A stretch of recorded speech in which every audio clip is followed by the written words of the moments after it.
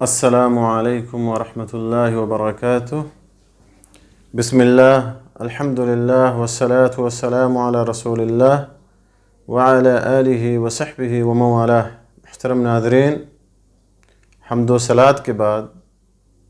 کچھ باتیں میں آپ کے سامنے انسانی جان کی حرمت اور عظمت کے بارے میں رکھنا چاہتا ہوں۔ اللہ تبارک و تعالیٰ نے انسان کو پیدا فرمایا، اس کی تکریم فرمائی اور اسے اشرف المخلوقات بنایا، مخلوقات میں سب سے افضل اور بہتر درجہ عطا فرمایا۔ اسی طرح سے اللہ تبارک و تعالیٰ نے اس کی جان کی قدر و قیمت اور منزلت کو بھی بیان کیا کہ انسانی جان کی ایک انسان کے خون کی کتنی حرمت ہے اور کتنی عظمت ہے۔ اسی لیے قرآن پاک میں اللہ تبارک و تعالیٰ نے کسی کا ناحق خون بہانے سے منع فرمایا، وَلَا تَقْتُلُوا النَّفْسَ الَّتِي حَرَّمَ اللَّهُ إِلَّا بِالْحَقِّ۔ اللہ تبارک و تعالیٰ نے ناحق کسی کا خون بہانے سے، ناحق کسی جان کو مارنے سے، کسی کو قتل کرنے سے اللہ تبارک و تعالیٰ نے منع فرمایا، اور اپنے متقی اور مومن بندوں کی صفات میں سے اس بات کا تذکرہ کیا ہے کہ جو لوگ اللہ کے ساتھ کسی کو شریک نہیں کرتے، اللہ کے ساتھ کسی اور کو، کسی دوسرے معبود کو پکارتے نہیں ہیں، وَلَا يَقْتُلُونَ النَّفْسَ الَّتِي حَرَّمَ اللَّهُ إِلَّا بِالْحَقِّ، اور کسی کا ناحق خون نہیں بہاتے۔ اور یہی نہیں بلکہ اللہ تعالیٰ نے قرآن پاک میں ایک شخص کے قتل کو، ایک آدمی کے قتل کو، ایک نفس کے قتل کو پورے انسانوں کے قتل کے مترادف قرار دیا کہ اگر کسی نے ایک شخص کو مار دیا ناحق، بغیر کسی وجہ کے، بغیر کسی شرعی وجہ کے ایک شخص کو بھی مار دیا تو گویا کہ اس نے تمام انسانوں کا خون کر دیا۔ اور جس نے ایک جان کو بچا لیا، ایک شخص کو بچا لیا، تو گویا کہ اس نے پورے انسانوں کو بچا لیا۔ تو ایک شخص کا قتل، ایک جان کا قتل، ایک جان کا خون، یہ پورے انسانوں کے خون کی طرح ہے۔ اسی طرح سے ایک جان کی حفاظت، یہ پورے انسانوں کی جان کی حفاظت کی طرح سے، جیسا کہ اللہ تبارک و تعالیٰ نے قرآن پاک میں اس بات کا تذکرہ کیا ہے۔ اور نبی صلی اللہ علیہ وسلم نے بھی انسانی جان کی حرمت کو، اس کی عظمت کو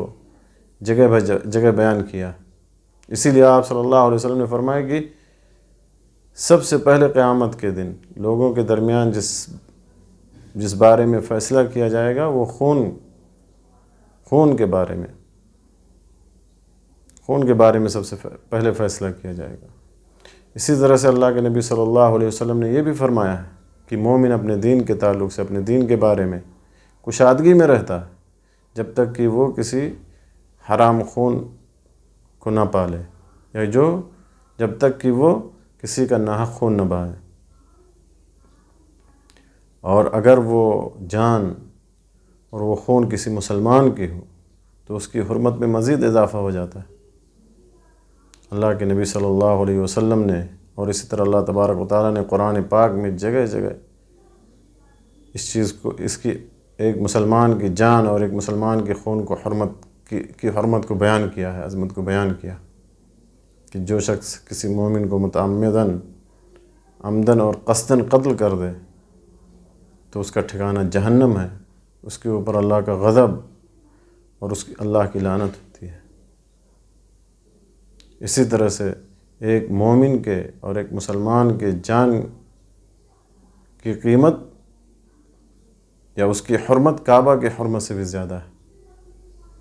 اور اللہ کے نبی صلی اللہ علیہ وسلم کی ایک حدیث یہ بھی ہے کہ پوری دنیا اگر ختم ہو جائے تو اللہ کو کوئی فرق نہیں پڑتا جتنا کہ ایک مومن کے قتل پر، ایک مومن کے خون بہنے پر، یعنی پوری دنیا کا ختم ہو جانا اللہ کے نزدیک یا اللہ تبارک و تعالیٰ کے یہاں زیادہ آسان ہے بنسبت کسی مومن کے خون بہانے سے۔ اور اللہ کے نبی صلی اللہ علیہ وسلم نے حجۃ الوداع کے موقع پر ایک مسلمان کے خون کی حرمت کو بیان کیا، اس کی عزت کو، اس کے مال کو ایک دوسرے پہ حرام قرار دیا۔ اور اسی طرح سے اگر سارے لوگ کسی ایک شخص کے قتل پر، ایک مومن کے خون بہانے پر جمع ہو جائیں تو اللہ تعالیٰ سب کو منہ کے بل جہنم میں ڈال دے گا۔ تو میرے دوستو، انسانی جان کی بڑی قدر و قیمت ہے، اور اسی لیے جب نبی صلی اللہ علیہ وسلم نے کبائر کا ذکر کیا، بڑے بڑے گناہوں کا آپ نے ذکر کیا، مہلکات ہلاک کرنے والے اعمال کا تذکرہ کیا، تو اس میں اللہ تبارک و تعالیٰ نے وقتل النفس التي حرم اللہ الا بالحق، ناحق خون بہانے کا بھی ذکر کیا، ناحق کسی جان کے قتل کرنے کا بھی ذکر کیا کہ یہ بھی بہت بڑا گناہ ہے۔ شرک اور کفر کے بعد، شرک اور جادو کے بعد اگر کوئی گناہ ہے تو یہ کسی کا ناحق خون بہانا۔ لہذا ہمیں اس تعلق سے خبردار رہنا چاہیے۔ اور آج کل جیسا کہ دیکھا جاتا ہے کہ انسانی جان کی کوئی قدر و قیمت نہیں، لوگوں کا خون پانی اور ڈیزل سے بھی سستا ہو گیا، تو ہمیں دین اسلام کی تعلیمات کو عام کرنا چاہیے اور اس پہ عمل کرنا چاہیے، اور انسانی جان کی جو قدر و قیمت ہے،